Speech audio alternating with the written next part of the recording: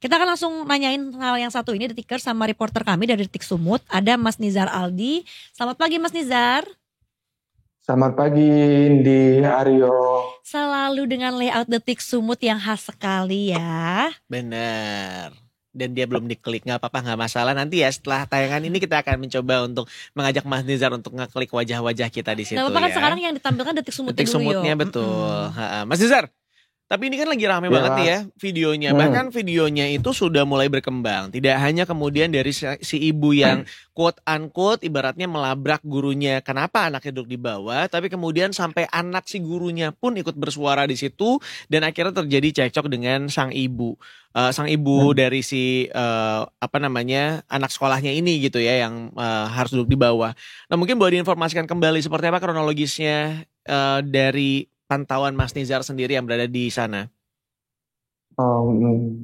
Baik Mas, sebenarnya kita mengetahui informasi terkait dengan siswa SD ini belajar di lantai itu dari media sosial awalnya ya.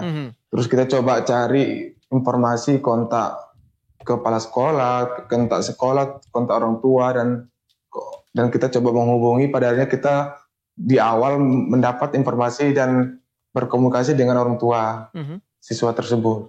Nah, berdasarkan cerita atau penjelasan dari orang tuanya yang bernama Camelia. Camelia itu bahwa dia mengetahui anaknya duduk di lantai itu di tanggal 8 ya, tanggal 8 atau di hari Rabu. Atau 3 hari setelah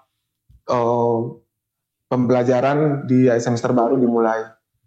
Nah, dan dia mengetahui itu ketika di hari Rabu, dia menyuruh anaknya untuk ke sekolah, duluan berangkat dan dia akan menyusul untuk mengambil rapor dan menyelesaikan tunggakan uang sekolahnya gitu.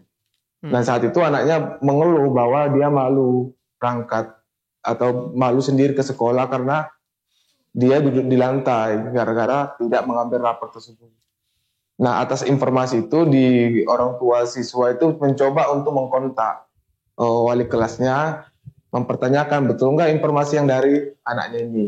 Nah, berdasarkan balasan dari wali kelas, wali kelas itu mengatakan bahwa benar itu adalah hukuman bahwa kalau tidak mengambil rapor maka si anak tidak boleh mengikuti pembelajaran. Astaga. Nah, berdasarkan penjelasan dari wali kelas, si anak itu sudah disuruh pulang, tapi si anak tidak mau. Pada akhirnya dia duduk di lantai. Nah, dan wali kelas itu tidak melarang ya anak itu duduk di lantai atau tidak mengindahkan anak itu duduk di lantai sambil belajar gitu. Nah di hari Rabu setelah anaknya pergi sekolah, si orang tua itu berangkat ke sekolah lagi melihat. Nah pada akhirnya dia menemukan anaknya memang duduk di lantai dan kita lihat seperti video yang viral ya yang tersebar di media sosial. Nah, berdasarkan informasinya sih orang tua itu mengatakan kalau di anaknya itu menunggak uang sekolah itu di 3 bulan ya, 3 bulan terhitung mulai dari Oktober, November dan Desember. Sehingga pada pengambilan rapor semester lalu anaknya tidak mengambil rapor karena tidak membayar membayar uang sekolah tersebut. Dan dia juga sebenarnya mau membayar uang sekolah itu di semester awal ini ya pas masuk sekolah. Tapi pada saat itu berdasarkan keterangan penjelasan orang tuanya dia sedang sakit sehingga tidak bisa ke sekolah. Nah berdasarkan komunikasi yang kita lihat melalui WhatsApp ya, melalui aplikasi chatan itu sama wali kelas, si orang tua sudah menjelaskan dan meminta penambahan waktu sehingga anaknya itu nanti bisa diambil rapornya di kemudian hari. Gitu sih untuk informasi kronologis di awal gitu. Aryo, Indi. Ya, Bang Nizar kalau boleh tahu sebelumnya tindakan yang dilakukan oleh gurunya tersebut gitu ya kepada anak yang menunggak SPP sehingga si anak nggak boleh belajar duduk di kursi dan di atas meja gitu ya belajarnya. Apakah pernah dilakukan pada murid-murid sebelumnya yang juga mempunyai case yang sama-sama menunggak iuran SPP? Sebenarnya dari informasi yang kita gali ya belum ada peristiwa yang serupa di sekolah tersebut. Nah,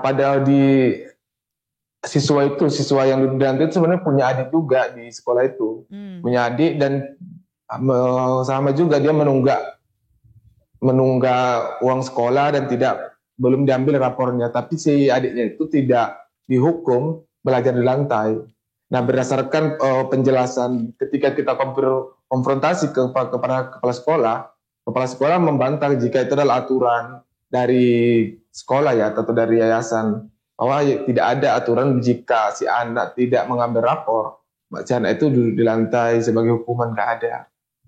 Oke, Mas, tapi kan dari kabar yang saya dengar bahwa si guru tersebut sudah diberikan hukuman ibaratnya oleh pihak sekolah. Apakah ada tanggapan lainnya dari pihak sekolah dan apakah betul memang guru tersebut sudah diberikan hukuman? Jika berdasarkan keterangan dari pihak sekolah sebenarnya memang ada peringatan kepada sekolah, kepada wali kelas di pertemuan di hari Jumat. Tanggal Jumat itu di tanggal 10. Nah, di hari ini sebenarnya ada lagi pembahasan atau pertemuan di sekolah bersama ketua yayasan, sehingga untuk memvalidasi apa hukuman yang akan diberikan kepada wali kelas tersebut, sehingga untuk konteks hukuman yang pasti belum keluar sampai hari ini, hanya sekedar peringatan aja.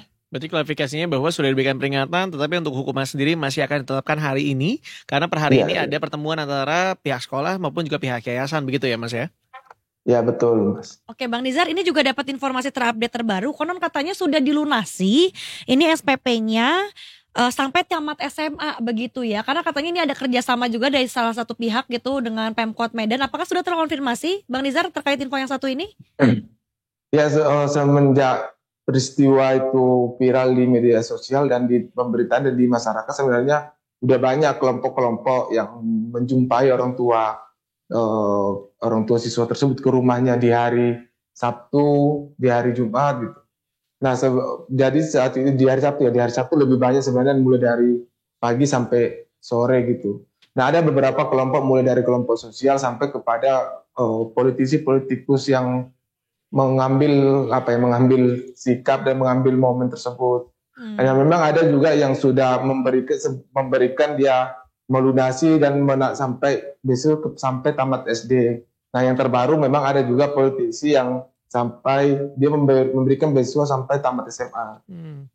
Oh, Masya Allah ya, mudah-mudahan memang benar-benar terjadi, meskipun kejadian seperti ini biasanya akan kemudian merembet pada banyaknya orang yang melakukan hal yang serupa ibaratnya gitu ya, agar dibiayai juga sampai tamat SMA. Mudah-mudahan ini tidak ibaratnya menyebar luas dan kemudian menjadi semacam tuman lah.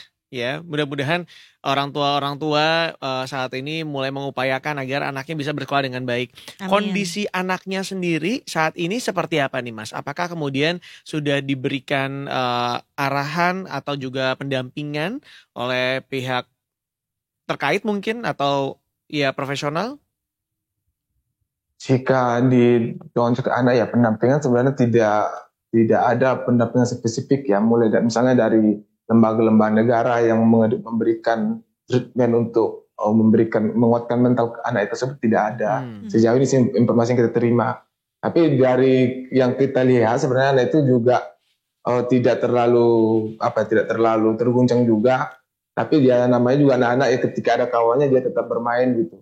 Nah, sebenarnya orang tua juga mengantisipasi dengan mental anaknya itu. Dia di hari akhir pekan semalam pada hari Sabtu, di komunikasi terakhir ada kemungkinan dia akan memindahkan anaknya dari sekolah tersebut. Tapi apakah akan dipindahkan atau tidak, dalam beberapa hari ke depan katanya dia akan diputuskan setelah berkoordinasi dengan beberapa pihak termasuk dengan suaminya. Kan suaminya kebetulan saat ini lagi di luar Sumatera Utara ya, bekerja gitu. Ya, oke, kalau gitu mungkin itu adalah langkah yang akan diambil selanjutnya begitu ya, untuk memindahkan anaknya, mungkin terlepas dari banyaknya alasan, apakah mungkin supaya dia punya kehidupan baru aja gitu. Tapi untuk sekarang nih Mas, berhubung masih bersekolah di sekolah yang sama gitu, tapi udah dipastikan bahwa sekarang anak itu tidak duduk belajar lesehan lagi ya Mas ya, sudah pindah ke kursi dan meja begitu ya?